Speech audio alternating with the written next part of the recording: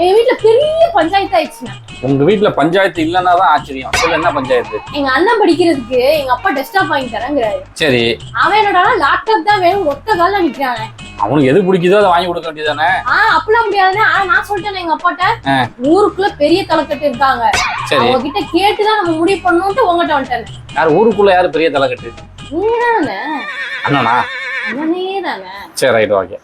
இப்போ உனக்கு வந்து உங்க வீட்டுல ஒரு பெரிய கன்ஃபியூஷன் இருக்கீங்க, டெஸ்க்டாப் வாங்கலாமா இல்ல லேப்டாப் வாங்கலாமா அப்படின்றது. அதாவது இது ஒரு நல்ல விஷயம் தான். ஏன்னா பர்ஃபார்மன்ஸ் வைஸ் பார்க்கணும் அப்படின்னா நம்ம இதை பார்த்து தான் வந்து எடுக்கணும். இது ரொம்ப முக்கியமான விஷயம்.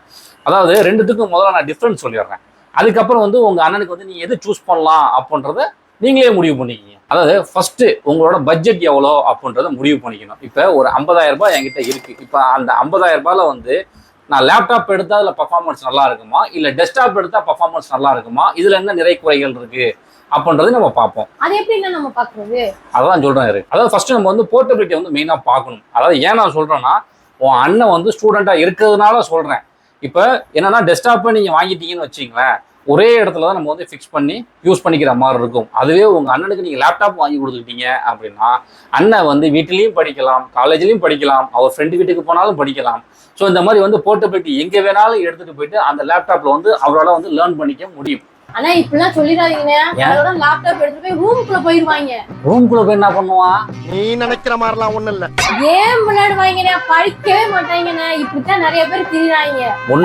போறாங்க, ரூம சாத்திடுறாங்க, உள்ள போய் பார்த்தவங்க படிக்கிறோம் பாங்க, ஆனா கேம் தானே விளையாடுவாங்க. அதான் உன்ன மாதிரி ஒரு தங்கச்சி உங்க அண்ணனுக்கு இருந்துச்சு அப்படின்னு வச்சுக்குவேன், லாஸ்ட் வரைக்கும் அவன் லேப்டாப் வாங்க முடியாது. ரெண்டாவது பர்ஃபார்மன்ஸ் நம்ம பார்க்கணும். பர்ஃபார்மன்ஸை பொறுத்தளவு டெஸ்க்டாப் அண்ட் லேப்டாப் இதுக்கு ரெண்டுத்துக்குமே வந்து நிறைய டிஃப்ரென்ஸ் இருக்கும். இப்போ நான் உதாரணத்துக்கு நான் ஸ்டார்டிங்கில் சொன்ன மாதிரி ஒரு 50,000 ரூபாய்க்கு ஒரு லேப்டாப் ஒன்று வாங்குறேன், அதே 50,000 ரூபாய்க்கு ஒரு பிசி ஒன்று பில்ட் பண்ணுறேன். இது ரெண்டுத்துல இருந்து எது பெர்ஃபார்மன்ஸ் பெட்டராக பண்ணும் அப்படின்னா டெஸ்க்டாப் தான் வந்து பெர்ஃபார்மன்ஸ் பெட்டரா பண்ணும். ஓஹோ, அப்படியா சொல்றீங்கன்னா அப்ப பெர்ஃபார்மன்ஸை பொறுத்தளவுக்கு டெஸ்க்டாப் நல்லா இருக்கும்ன்றீங்க. ஆமா, பெர்ஃபார்மன்ஸை பொறுத்தளவு டெஸ்க்டாப் தான் என்னைக்குமே, அதுல மாற்றமே கிடையாது. அடுத்து வந்து அப்கிரேடு. இது வந்து ரொம்ப ஒரு முக்கியமா பார்க்க வேண்டிய விஷயம். அதாவது நம்ம டெஸ்க்டாப்புக்கும் லேப்டாப்புக்கும். இப்போ உதாரணத்துக்கு நான் வந்து ஒரு டெஸ்க்டாப் ஒன்று வாங்கிட்டேன், வாங்கின பிறகு என்னன்னா எனக்கு வந்து அதில் அப்கிரேட் பண்ணணும் அப்படின்னு நினச்சா அதை வந்து நீங்கள் போர்ட்டபுளாக எப்படி வேணாலும் வந்து அதை அப்கிரேட் பண்ணிக்க முடியும். அதாவது இப்போ எனக்கு வந்து ஹார்ட் டிஸ்க் தேவைப்படுது, நான் வந்து ஹார்ட் டிஸ்க் ஃபிக்ஸ் பண்ணிக்கணும் ஒரு 2 TB அப்படின்னா தாராளமாக ஹார்ட் டிஸ்க் ஒரு சாட்டா கேபிள் போட்டு நீங்கள் ஃபிக்ஸ் பண்ணிக்கலாம்,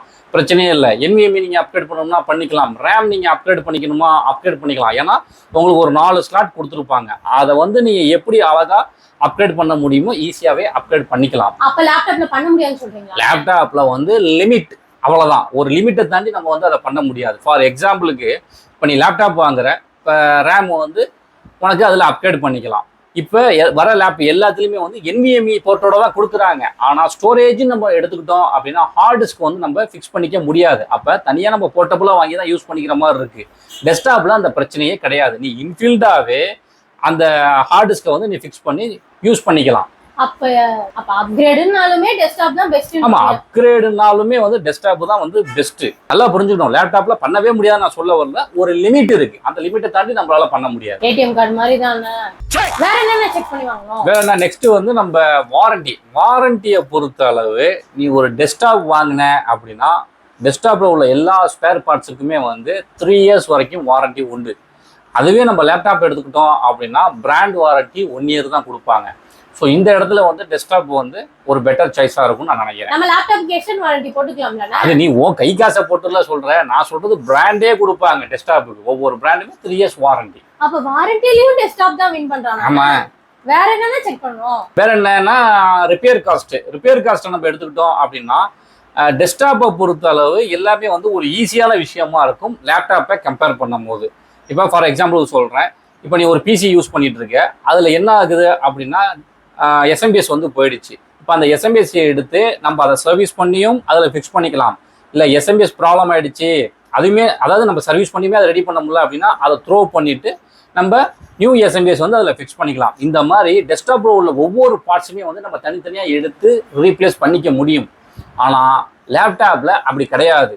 இப்போ லேப்டாப்பில் மதர் போர்டு வந்து ப்ராப்ளம் ஆகிடுச்சு அப்படின்னா அந்த கேஸை வந்து நம்மளால் சால்வ் பண்ண முடியல அப்படின்னா மேக்ஸிமம் அந்த லேப்டாப்பே த்ரோ பண்ணிட்டு ஒரு நியூ லேப்டாப் வாங்குற மாதிரி ஒரு சுச்சுவேஷன் வந்துடுது. ஏன்னா போர்டு நமக்கு இப்பெல்லாம் கிடைக்கிறது இல்லை. நான் ஏதாவது 1-2 மாடலுக்கு சொல்கிறேம்மா ஒரு எக்ஸாம்பிளுக்கு. இப்போ டெஸ்க்டாப்னா எல்லாத்துக்குமே கிடைக்கும், அவைலபிள் இருக்கும். ஆனால் லேப்டாப்பை பொறுத்த அளவு எப்படின்னா ஒரு சில மாடல்ஸ்லாம் கிடைக்கல. இந்த மாதிரி த்ரோ பண்ணி நான் நிறைய பார்த்துருக்கேன். நான் அதுக்கு சொல்ல வரேன். அப்பனா இப்பயும் டெஸ்க்டாப் தான் வின் பண்றான். ஆமா, இப்பயும் டெஸ்க்டாப் தான் வேற ஆப்ஷன். அடுத்து வந்து எலக்ட்ரிசிட்டியை பொறுத்தளவு என்ன அப்படின்னா, நம்ம வந்து ஒரு டெஸ்க்டாப் யூஸ் பண்றோம் அப்படின்னா அதுல வந்து யூபிஎஸ் வந்து நம்ம போட்டு நம்ம யூஸ் பண்ணுவோம். அதுவே நம்ம லேப்டாப் நம்ம எடுத்துக்கிட்டோம் அப்படின்னா டைரக்ட் பவர்ல யூஸ் பண்ணுவோம். கரண்ட் போயிடுச்சுன்னு வச்சுங்களேன், லேப்டாப்போட பேக்கப்லாம் குறைஞ்சது 1 ஹவர்லேருந்து 8 ஹவர்ஸ் வரைக்கும் நிற்கிற லேப்டாப்ஸ்லாம் இருக்குது. அப்போ இந்த இடத்துல வந்து வேலை எந்த இடத்துலையும் பிரச்சனை இல்லாமல் நமக்கு ரன் ஆகணும் அப்படின்னா இந்த இடத்துல வந்து பேட்டரி பேக்கோட நம்ம லேப்டாப் தான் வந்து வின் பண்ணுது. நெக்ஸ்ட் வந்து கேமிங்கை பொறுத்தளவு என்ன அப்படின்னா, டெஸ்க்டாப்பில் நம்ம வந்து ஒரு கேமை ப்ளே பண்ணும் பொழுது அதில் வந்து பெஸ்ட் எஃபிஎஸ் வந்து நமக்கு கிடைக்கும். அதே இது நம்ம லேப்டாப்பில் நம்ம ஒர்க் பண்ணும் போது டெஸ்க்டாப்புக்கு யூஸ் பண்ணுற அளவுக்கு இங்கே நம்மளால கேம் அந்த ஃபீல் பண்ண முடியுமா அப்படின்னு கேட்டால் கிடையாது. அது மட்டும் இல்லாமல் கூலிங் சிஸ்டம் வந்து நம்ம டெஸ்க்டாப்பில் வந்து எப்படி வேணாலும் ஆப்டிமைஸ் பண்ணி நம்மளால் வச்சுக்க முடியும். அதுவே வந்து நம்ம லேப்டாப் எடுத்துக்கிட்டோம் அப்படின்னா பிராண்ட் என்ன கொடுக்குறாங்களோ அந்த கூலிங் சிஸ்டத்தை வச்சு தான் நம்மளால வந்து யூஸ் பண்ண முடியும். அப்போ ஹீட்டிங் இஷ்யூ அந்த மாதிரி நமக்கு வருது. ஒரு ஸ்டேஜ், அதாவது நம்ம ஒரு 24 ஹவர்ஸாக இருந்தாலும் நம்ம வந்து ஒரு பிசியில் வந்து நீங்கள் கேம் ப்ளே பண்ணிகிட்டே இருக்க முடியும். ஆனால் லேப்டாப்பில் வந்து நம்ம வந்து யூஸ் பண்ணிக்கிட்டே இருந்தோம்னா அந்த ஹீட்டு வந்து ஓவராக ஆக ஆரம்பிக்கும். அது நம்மளாலே ஃபீல் பண்ண முடியும். ஸோ இந்த இடத்துல வந்து டெஸ்க்டாப் தான் வந்து கரெக்டாக இருக்கும் அப்படின்ற மாதிரி தான் நான் நினைக்கிறேன். எல்லாத்தையும் அப்போ டெஸ்க்டாப் தான் வின் பண்ணிருக்கான். இடையில தான் ஒரு இது வின் பண்ணிச்சு இல்ல, பேட்டரியில வின் பண்ணிச்சு இல்ல லேப்டாப். அது மாதிரி போர்ட்டபிலிட்டி யார் வின் பண்ணா? லேப்டாப் தான் வின் பண்ணிச்சு. சரி, வேற என்ன பார்த்து சொல்லுங்க. வின் பண்ணதையும் சொல்லணும் நம்ம. வேற என்ன பார்த்து வாங்கலாம்? வேற என்ன பார்க்கணும்னு சொல்றேன். வீடியோ எடிட்டிங் எடுத்துக்குவோம். வீடியோ எடிட்டிங்கை பொறுத்த அளவு டெஸ்க்டாப் பர்ஃபார்மன்ஸ் பண்ற அளவுக்கு லேப்டாப் பண்ண முடியுமா அப்படின்னு கேட்டா கிடையாது. ஆனா இப்போ 2026 பொறுத்த அளவு என்ன அப்படின்னா, நிறைய பேர் வந்து லேப்டாப் தான் வாங்குறாங்க. ஏன்னா அதிகமாக வந்து யூஸ் பண்ணக்கூடியது வந்து ஷார்ட்ஸ். நிறைய பேர் அந்த ஷார்ட்ஸ் எடிட்டிங் தான் வந்து நிறைய போய்கிட்டு இருக்கு. அப்படின்றப்ப நிறைய பேர் வந்து லேப்டாப் வாங்கிட்டு இருக்காங்க. ஆனால் இந்த இடத்துல நல்ல பர்ஃபார்மன்ஸ் கொடுக்கக்கூடியது டெஸ்க்டாப் தான். அப்போ இவ்வளவும் நம்ம பேசுறது யாருக்காக? ஒரு ஸ்டூடெண்ட்டுக்காக. ஸ்டூடெண்ட்டை நம்ம எடுத்துக்கிட்டோம் அப்படின்னா என்னைய பொறுத்த அளவு லேப்டாப் வாங்குறது பெஸ்ட் அப்படின்பேன். நல்ல பர்ஃபார்மன்ஸாக பார்த்து ஒரு லேப்டாப் வாங்கினா ஓகேவா இருக்கும். இதைத்தானே நான் முதல்ல கேட்டேன். என்ன கேட்டேன்? ஸ்டூடெண்ட் படிக்கிறவன் அவனுக்கு லேப்டாப் முக்கியமா டெஸ்க்டாப் முக்கியமானு வரிசையா டெஸ்க்டாப் பெஸ்ட்னு சொல்லிட்டு இப்ப லேப்டாப் வாங்கிக்கோனா எப்படிங்க? அப்படி சொல்லலாமா? டெஸ்க்டாப் இப்ப டெஸ்க்டாப் மட்டும் ஒரு இடத்துல இருந்து ஒர்க் பண்றது. ஒரு ஸ்டூடெண்டா இருக்காங்கன்னு வச்சுக்குவேன், அவனால வந்து ஒரு இடத்துல உட்கார முடியாது. ஏன்னா இப்ப இருக்கிற ஸ்டூடெண்ட்ஸ் வந்து எல்லாமே எப்படின்னா நல்லா ஒரு பிரைட்டா இருக்காங்க. டக்குன்னு என்ன பண்றாங்க, ஈவினிங் வந்து ஒரு வீடியோ எடிட்டிங் பண்றாங்க, காலேஜுக்கு எடுத்துட்டு போறாங்க. ஃப்ரீ டைம்ல இருக்கிறப்ப ஏதாவது ஒன்று செஞ்சுட்டு தான் இருக்கானுங்க பசங்க. அப்போ என்னன்னா அவங்களுக்கு வந்து அந்த பிசி அப்படின்றது வந்து செட் ஆக மாட்டேங்குது ஒரே இடத்துல இருக்கிறதுனால. அப்போ இந்த மாதிரி லேப்டாப் எடுக்கும் பொழுது அவங்க பார்ட் டைம் ஜாப் பண்ணியும் அவங்களால வந்து ஏர்ன் பண்ண முடியும். ஸோ அது வந்து லேப்டாப் வந்து ஹெல்ப் பண்ணுது ஒரு ஸ்டூடெண்ட்டாக இருக்கிற பட்ஜெட்டில். இதே நீ ஒரு ப்ரொஃபஷனல் ஒர்க்கராக இருக்க, நான் வந்து ஒரு ஃபோட்டோ ஸ்டூடியோ வச்சுருக்கேன் அப்படின்னா உனக்கு டெஸ்க்டாப் தான் பெஸ்ட்டு. நான் அதில் எந்த மாற்று கருத்துமே கிடையாது. ஓகே, அண்ணன் இவ்வளோ தூரம் உனக்கு தெளிவாக சொல்லியிருக்கேன். இப்போ நீங்கள் வந்து லேப்டாப் எடுக்க போகிறீங்களா அண்ணனுக்கு, இல்லை டெஸ்க்டாப் எடுக்க போகிறீங்களா? என்னைய கேட்டால் அவனுக்கு எதுவுமே வேணாங்கிறாங்க. என்ன எதுவுமே வேணாமா? ஏன்? இல்லண்ணா, இப்ப அவன் வந்து காலேஜ் படிக்க போறான். சரி, அங்க லேப் இருக்கும். லேப்ல கம்ப்யூட்டர்ல படிப்பான். ஓகே.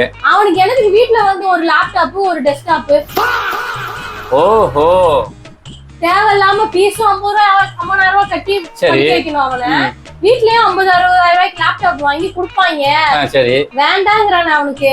அடா பாவீங்களா, லேப்ல இருக்கிறத யூஸ் பண்ண சொல்றியாமா அவனுக்கு? போதும் நான் அவளை படிச்சா போதும். அப்ப காலேஜ் போய் என்ன அவனுக்கு வாங்கி கொடுமா, நல்லா படிப்பான். ஒரு 2 மார்க் வாங்குறாம ஒரு 4 மார்க் சேர்த்து வாங்கிட்டு போறான் வீட்டுல வந்து படிச்சு. 2 மார்க்கே ஃபெயில், 4 மார்க்லாம் வாங்க வேண்டாம். உங்க அப்பாவும் அண்ணனும் சண்டை போட்டுட்டு இருக்கும் போதே இந்த விஷயத்த நீ சொல்லியிருக்கணும்.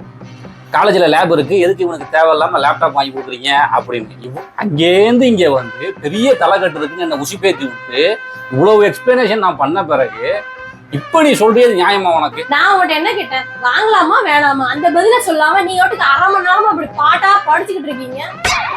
பாட்டா படிக்கிறேன் நான்? இவ்வளவு தூரம் எவ்வளவு அழகா எக்ஸ்பிளைன் பண்ணிருக்கேன், நான் பாட்டா படிக்கிறேன் உனக்கு. ஆனா இது சரியா வராதுல. நான் அவனுக்கு டேப் வாங்கலாம்னு முடிவு பண்ணிட்டேன். இந்த எங்க தங்கராசன் பக்கத்துல இருக்கு, நான் போய் கேட்டு வந்துடுறேன்.